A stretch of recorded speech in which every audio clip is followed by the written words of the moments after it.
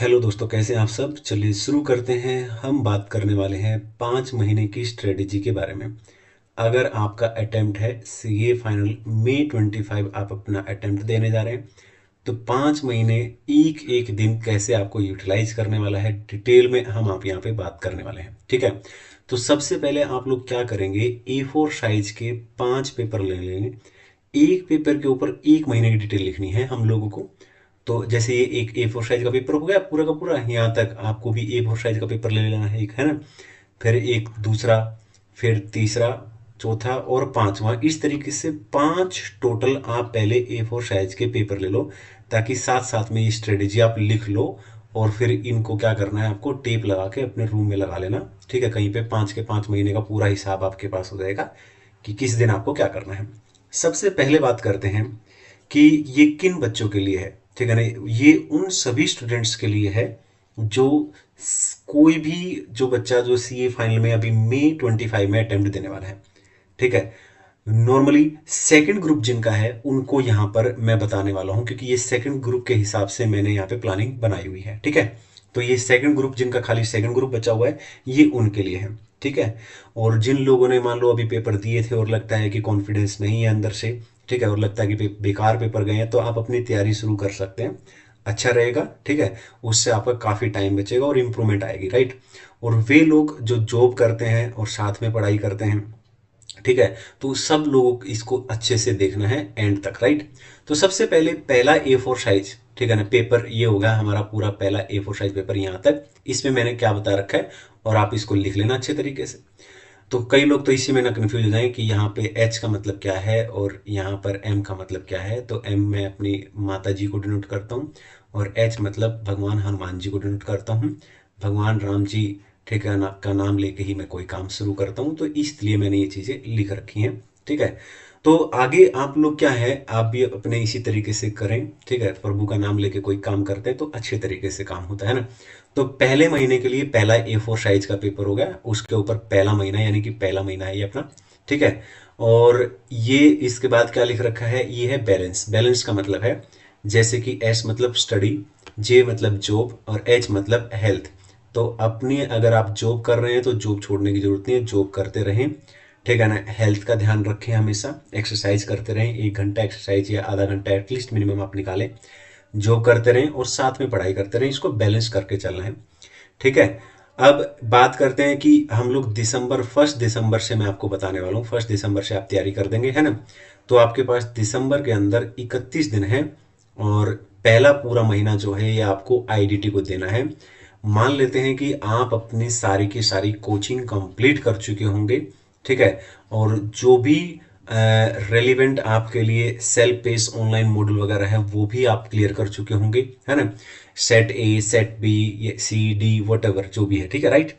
अब यहाँ पे आ जाते हैं, 31 दिन है अपने पास, तो 31 दिन पूरे A4 साइज पेपर में पूरी डिटेल लिखने के बाद जो ऊपर लिखा है, फिर डेट, डेट और डेट, इस तरीके से 3 तरीके से आप डेट डेट लिख लेंगे। और 31 दिन में से पहली डेट के अंदर 10 दिन लिखेंगे, दूसरे के अंदर 10 दिन लिखेंगे और बाकी के जो 11 दिन है वो इसके अंदर लिख देंगे। क्लियर है। Okay sir.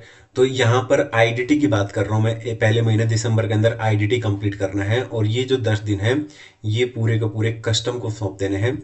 और कस्टम के अंदर टोटल जो 8 चैप्टर हैं, 8 के 8 चैप्टर आपको कंप्लीट करने हैं, जिसमें से 5 चैप्टर मोस्ट इंपॉर्टेंट है। लेकिन जो बाकी के 3 चैप्टर हैं वो भी आप इग्नोर नहीं करेंगे, क्योंकि जैसा कि अभी इस पिछले अटेम्प्ट के अंदर देखा गया कि वो लोग सी इंस्टीट्यूट कहीं से भी कुछ भी चेक कर सकता है। ठीक है। तो क्वेश्चंस कहीं से भी आ सकते हैं। ठीक है ना। कॉन्सेप्ट्स अगर आपको नया लग रहा है, इसका मतलब है आपने डीपली नहीं पढ़ा है, तो जरूर आपको कॉन्सेप्ट डीपली पढ़ने हैं। तो आईडीटी में खुद आपको, ठीक है ना, बहुत सारे डीपली नोट्स देने वाला हूँ और सभी नोट्स जो मैं आपको प्रोवाइड करूंगा पूरे स्टडी मेट से मैं वो नोट्स बनाऊंगा डीप में और उनको आपके साथ वीडियो के माध्यम से डिस्कस भी कर दूंगा, राइट।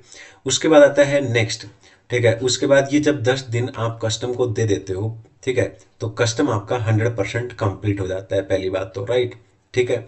और साथ ही साथ कस्टम करके अच्छे तरीके से साथ में उनके प्रैक्टिकल क्वेश्चन वगैरह सब कुछ करने के बाद, उसके बाद यहाँ पर नेक्स्ट 10 डेज में आपको क्या करना है ये आपको ध्यान रखना है। फिर उसके बाद 10 दिन के बाद जो यहाँ 15 तारीख तक आपको क्या करना है, जीएसटी की थ्योरी करनी है। जीएसटी के थ्योरी के लगभग 9 चैप्टर हैं और ये 9 चैप्टर आपके एग्जाम में लगभग 25 नंबर का वेटेज रखते हैं। यानी कि लगभग 25 नंबर यहाँ पे आपके हो जाते हैं, 20 से 25 नंबर ये और लगभग 25 नंबर ये, लगभग 45 से 50 नंबर का पेपर यहाँ तक 15 दिन के अंदर आप कर चुके होंगे। और बाकी का जीएसटी रिमेनिंग चैप्टर, बाकी के जीएसटी के जो रिमेनिंग चैप्टर्स हैं वो करने हैं। अक्सर लोग पढ़ाई कैसे करते हैं, पढ़ने का तरीका कुछ इस तरीके से होता है कि पहले वो लोग आईटीसी करते हैं, इनपुट टैक्स क्रेडिट का चैप्टर करते हैं, सप्लाई करते हैं, time of supply, place of supply, ऐसे करके वो लोग जो प्रैक्टिकल चैप्टर्स हैं उन पे लग जाते हैं। उसमें टाइम कंज्यूमिंग ज़्यादा होता है। आपको कस्टम से शुरुआत करनी है और कस्टम को अच्छे से कर लेना है, कॉन्फिडेंस में ले लेना है। उसके बाद थ्योरी बहुत अच्छे से कर लेना है, ठीक है ना। और थ्योरी बहुत अच्छे से कमांड बनाना है, थ्योरी को रट्टा लगा लो, अंडरस्टैंडिंग लेते हुए रट्टा लगा देना है, उसका अच्छे से बार बार रिवीजन। थ्योरी का एक ही तरीका है याद करने का, बार बार रिवीजन, ठीक है ना। थ्योरी में वैसे भी ज़्यादा कुछ चेंजेस आते नहीं है, ठीक है। हालांकि मैं नया थ्योरी का मैराथन भी डाल दूंगा और पिछला भी पढ़ा हुआ है अगर आपको हेल्प चाहिए तो, राइट, ठीक है। अब बात आती है आगे जीएसटी के फिर रिमेनिंग चैप्टर करने हैं आपको। फिर जीएसटी के रिमेनिंग चैप्टर कैसे करेंगे, जो बाकी के जो आईटीसी वाईटीसी, ठीक है ना, या जो भी है place of supply, time of supply, value of supply, ये सब जो चैप्टर हैं ये सारे के सारे यहाँ पर आपको 16 दिन के अंदर आपको कवर कर देने हैं। तो 15 दिन तक क्या हो गया आपका, 10 दिन में कस्टम, 5 दिन में थ्योरी और बाकी का पूरा सिलेबस 31 तारीख तक आपको खत्म कर देना है। यानी कि पूरा सब्जेक्ट 31 दिन के अंदर 100% कंप्लीट कर देना है। छूटना नहीं चाहिए कुछ भी। आपको कंप्लीट डिटेल में नोट्स करने हैं, अच्छे तरीके से डीप में पढ़ना है, ताकि वहां पर अगर कोई भी कॉन्सेप्ट वो हमसे चेक करें, ठीक है ना। वहां पर कई बार क्या होता है ना कि क्वेश्चन मान लो एज इट इज सा लग गया आपको कि क्वेश्चन सेम है, लेकिन वहां पर कुछ एड ऑन कर दिया उन्होंने अपने पास, में लगता है कुछ नया पूछा, वो नया नहीं होता एक्चुअली।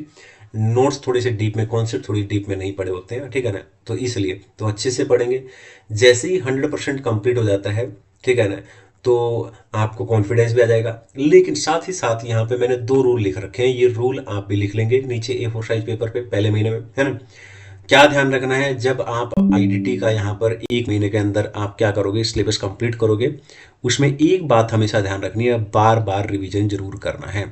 बार बार रिवीजन जरूर करना है। बार बार रिवीजन करने का मतलब क्या है सर, बार बार रिवीजन करने का मतलब ये है, मान लो आपने पहले दिन 1 तारीख को, जैसे आज आपने क्या पढ़ा, बैगेज पढ़ा, ठीक है ना। बैगेज का चैप्टर बहुत छोटा सा चैप्टर होता है, राइट। जैसे ही आपने पढ़ा, अगले दिन मान लेते हैं आपने वेयर हाउसिंग किया, तो कोशिश करना कि बैगेज को 15-20 मिनट के अंदर यहाँ पर रिवाइज कर डालो सेकेंड डे।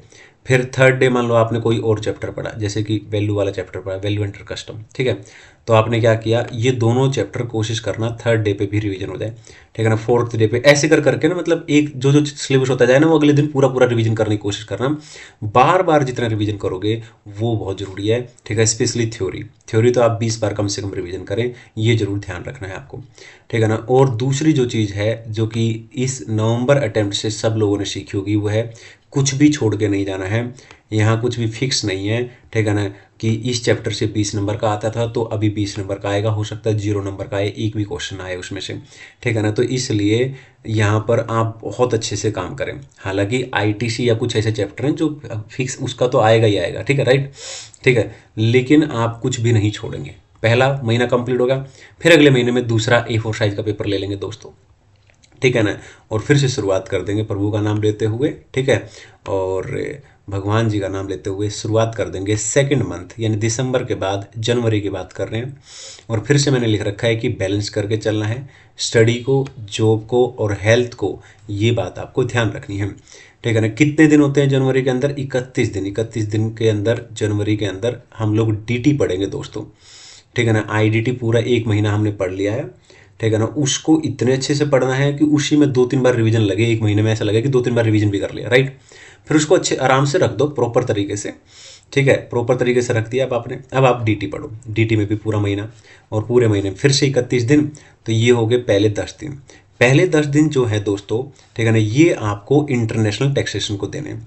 इंटरनेशनल टैक्सेशन के अंदर वे चैप्टर जो बार बार हमेशा आते हैं, कुछ चैप्टर ऐसे हैं फिक्स जो एग्जाम में आएंगे ही आएंगे, 4 चैप्टर तो वहाँ पर इंपॉर्टेंट है, जो हमेशा एग्जाम के लिए बहुत ज़्यादा इंपॉर्टेंट है।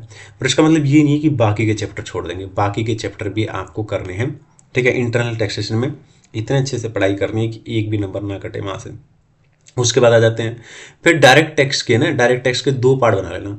एक तो वे चैप्टर जो डायरेक्ट टेक्स्ट के इंपॉर्टेंट चैप्टर कहलाए जाते हैं, तो वो चैप्टर जरूर करना है दोस्तों, है ना। तो ये जो अगले 10 दिन हैं, ये डायरेक्ट चैप्टर जो डायरेक्ट टेक्स्ट के जो इंपॉर्टेंट चैप्टर हैं, ठीक है ना, जैसे कि मैट हो गया, एएमटी हो गया, ठीक है ना, ये कुछ टीडीएस टीसीएस, ठीक है, इस तरीके के जो चैप्टर है, पीजीपीपी वगैरह, ये सारे चैप्टर आप इस 10 दिन में निपटा लेंगे।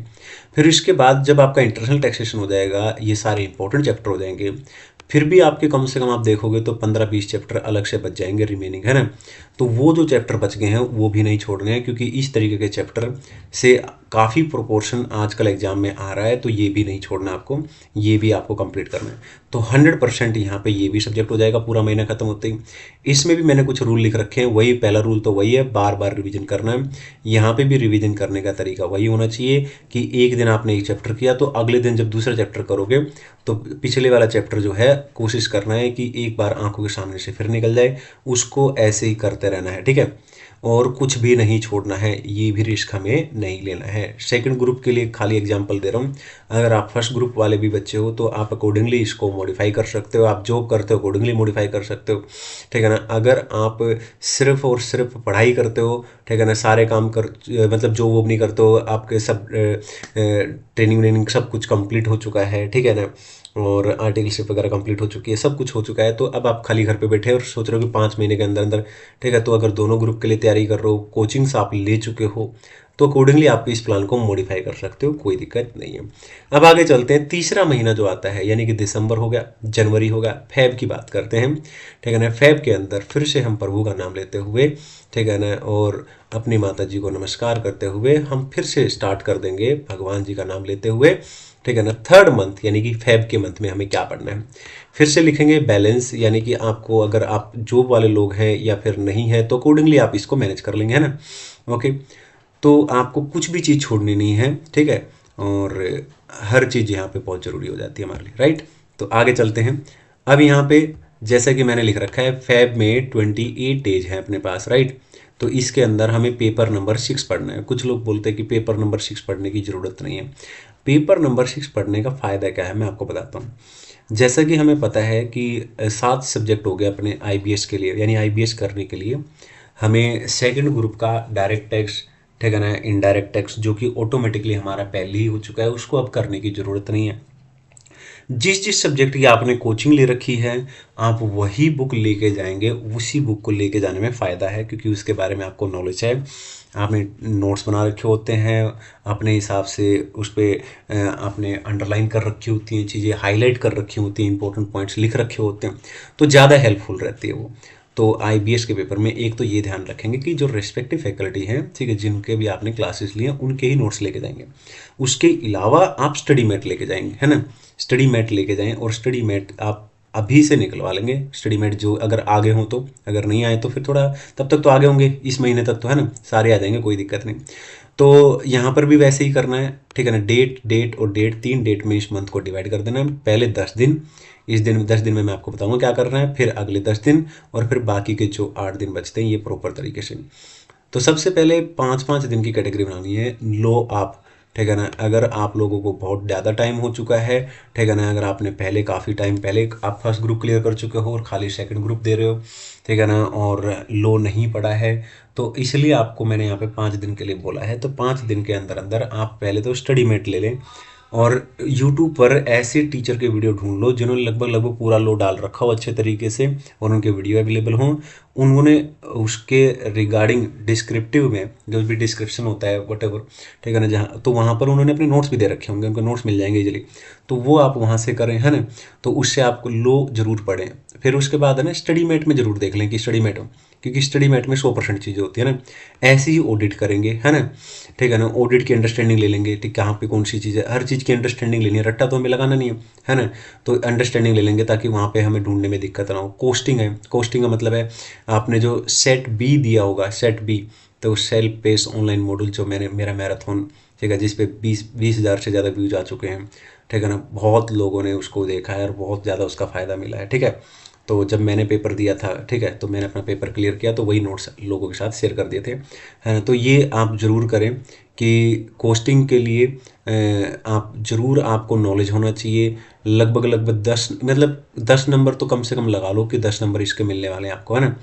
और फिर एफ आर जरूर करें। एफ आर आप 21 तारीख तक कर दें, ऐसे कर करके ना 5 5 दिन, 5 दिन, 5 दिन, 5 दिन और 5 दिन, और फिर 5, ये जो बाकी के दिन बच जाएंगे ए एफ एम वगैरह, इस तरीके से पूरे यहाँ पर मैंने डिवाइड कर रखे हैं कि कौन सब्जेक्ट कितने दिन में। और फिर यहाँ पर मैंने छोटा सा इसके नीचे ये भी लिख रखा है प्लान। तो पहले जैसे सब्जेक्ट्स वे सब्जेक्ट जो 100% आते हैं, एग्जाम्पल के तौर पर मान लो आप खाली सेकंड ग्रुप दे रहे हो, ठीक है ना, तो आई डी टी तो आपने पढ़ा ही है, तो वो 100% आता है, ठीक है। लगभग 20 20 25 25 नंबर की वेटेज रहेगी इनकी, है ना। दूसरा दूसरा रहेगा वे सब्जेक्ट जो 60% आते हैं, 70% आते हैं, 50% आते हैं, वे सब्जेक्ट देख लो। जैसे एग्जांपल के तौर पर मान लो कोस्टिंग है, कोस्टिंग आपको 60% आता है ना, तो वो हो गया। फिर उसको ठीक कर लो, आप उसको थोड़ा और अच्छे से कर लो ताकि वो अच्छे से हो जाए, ठीक है ना। वे सब्जेक्ट जो पढ़ा ही नहीं है, मान लो आप खाली सेकंड ग्रुप दे रहे हो, और फर्स्ट ग्रुप में आप बहुत सारे सब्जेक्ट होते हैं, जैसे फर्स्ट ग्रुप में मान लो लो है, ऑडिट है, ठीक है ना, एफ आर है, आपका ए एफ एम है ना। तो फर्स्ट ग्रुप में ये हो गया, आपका सेट ए के अंदर आ जाता है ना। तो ये 3 सब्जेक्ट अलग से हो गए ना। तो मान लो ये आपने पढ़े ही नहीं, आपने पहले ग्रुप क्लियर कर रखा, तो अब आप ऊपर ये भी पढ़ चुके होगे, तो एक अच्छा खासा कॉन्फिडेंस आ जाएगा, ठीक है ना। और बुक अभी से अरेंज कर लें आप, है ना, ठीक है ना, जितना जल्दी हो सकता है, जिस भी टीचर की अवेलेबल हो बुक, नोट्स अवेलेबल हैं, वो सब अरेंज कर लें, है ना। क्लियर है। अब चलते हैं आगे की तरफ। अब आ जाता है, अब 3 महीने बीत चुके हैं और खाली आपको सेकंड ग्रुप देना है ना। और मैं जैसे कि बात कर रहा हूँ, जो लोग फर्स्ट ग्रुप वाले भी देख रहे हैं, जिनको दोनों ग्रुप देने हैं, वो भी इस प्लान को फॉलो कर सकते हैं, लेकिन वो प्लान को अकॉर्डिंगली मॉडिफाई कर लेंगे, राइट, ठीक है ना, अपने हिसाब से। बहुत शानदार तरीके से मैंने प्लान बनाया है, बहुत ज़्यादा टाइम लगा इसमें, है ना। तो अगेन फिर हम चलते हैं। अब अपने पास 2 महीने बचे हैं दोस्तों, एक तो मार्च और एक अप्रैल। मई में अपने पेपर है ना। तो मार्च और अप्रैल अगेन प्रभु का नाम लेते हुए, ठीक है ना, अपनी माता जी का नाम लेते हुए फिर से शुरुआत कर देंगे। और मार्च में हम क्या करेंगे, ये अपना चौथा महीना आ गया। अब हमने सारे सब्जेक्ट पढ़ लिए हैं अच्छे तरीके से। डीटी और आईडीटी स्पेशली हमारा कमांड इतना अच्छे से होना चाहिए, टारगेट होना चाहिए कि 80 नंबर से ऊपर लेके आए। एक भी कॉन्सेप्ट मिस नहीं करना है, छोड़ना नहीं है, कुछ भी नहीं छोड़ना है, ठीक है। खाली सिलेक्टिव पढ़ के जाने से काम नहीं चलेगा, है ना। तो यहाँ पर बैलेंस करके चलना है, वही बात है जैसे पुराने मैंने हमेशा ये हर पेज पे ये लिख रखा है। मार्च का महीना है, 31 दिन है दोस्तों। अब आपको रिवीजन करना है। तो एक तरीके से पहला रिवीजन तो आपका पहले ही हो ही चुका है, क्योंकि जैसा कि मैंने आपको बताया था कि जब आप पढ़ेंगे कोई भी सब्जेक्ट पढ़ेंगे तो उसको उस तरीके से बार बार अगले दिन फिर वो सब्जेक्ट चैप्टर पढ़ना, उससे अगले दिन दोनों चैप्टर पढ़ने, ऐसे करके। तो एक रिवीजन तो आपका पहले हो चुका है, एक तरीके से दूसरा रिवीजन ये हो जाएगा, है ना। क्लियर है। हाँ। और कोचिंग वोचिंग आप पहले ही ले चुके होंगे, ये मैं मानते हुए ये बना रहा हूँ प्लान, है ना। क्योंकि अभी कोचिंग वोचिंग अगर आप लेना चाहो तो आप ले सकते हो, कोई दिक्कत नहीं है ना।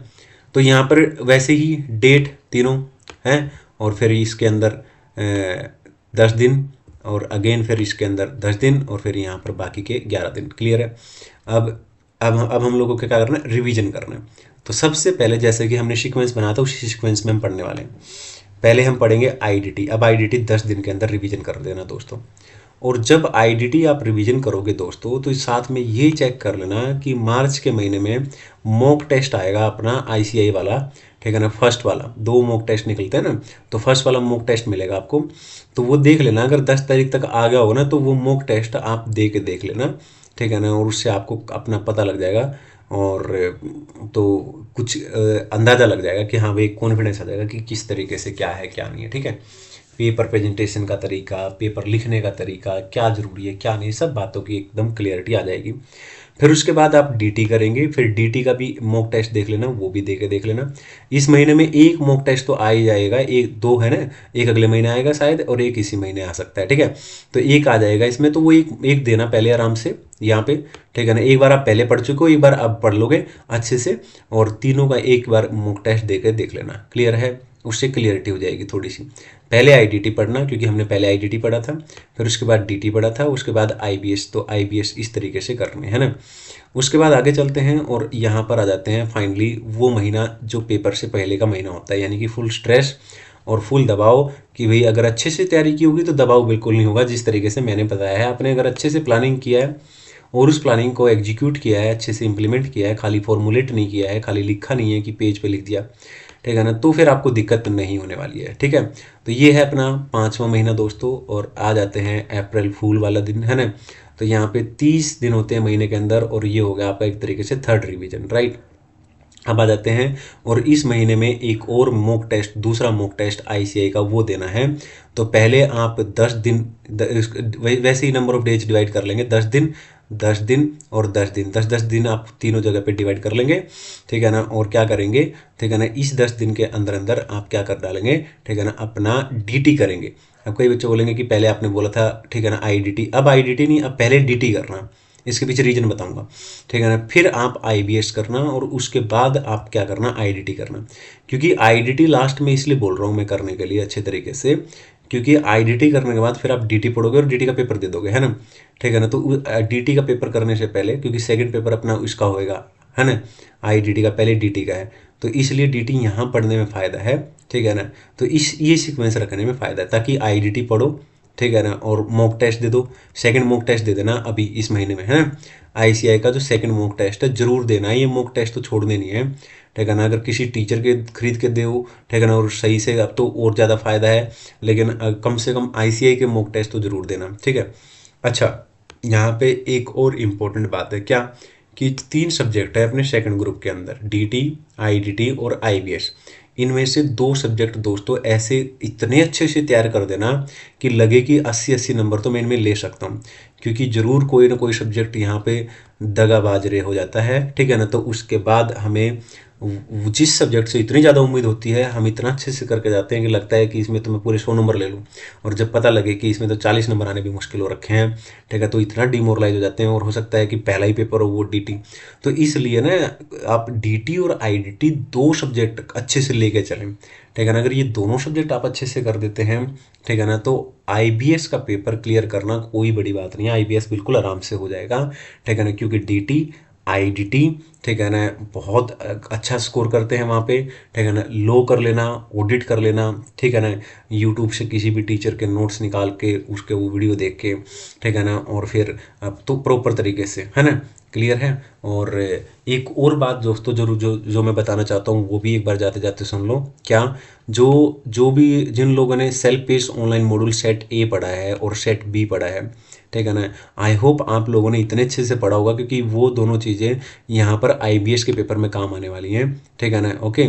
और लो और कोस्टिंग का अच्छा खासा यहाँ पर स्कोर होने वाला है, कम से कम 20 नंबर तो आपको यहाँ पे दिला देंगे वो, ठीक है। तो इस तरीके से ये पूरे 5 महीने की प्लानिंग है, और इस 5 महीने की प्लानिंग में 3 रिवीजन आ गए हैं आपके, ठीक है ना, 2 मॉक टेस्ट पेपर दे दिए हैं आपने, ठीक है, और बहुत अच्छे से आपने डीपली पढ़ाई कर ली है, कुछ भी स्किप नहीं किया है, क्लियर है। तो डेफिनेटली अब आप एक अच्छा स्कोर कर पाओगे, है ना। ठीक है, तो ये आप सभी लोगों के लिए है, ये जैसे भी आप इसको चाहो हल्का फुल्का मॉडिफिकेशन अपने हिसाब से, कि आपकी सिचुएशन कैसी है, आपकी सर्कमस्टांसिस के हिसाब से आप इसको मॉडिफाई करें, और फिर अपने प्लान के हिसाब से काम करें, ठीक है ना। डेली टारगेट आपको अचीव करना है, ठीक है ना, और कोशिश करें, ठीक है, कि हमेशा प्रॉपर तरीके से पढ़ें, प्रॉपर तरीके से काम करें, कॉन्सेप्ट्स की नॉलेज हो, प्रैक्टिकल क्वेश्चंस हाथ से निकालें, है ना। तो आई होप क्लियर है, मैंने बहुत डीप में और बहुत अच्छे से बनाया, सब लोगों को पसंद आया होगा। एक बार दोस्तों वीडियो को लाइक कर दो और चैनल को सब्सक्राइब कर दो।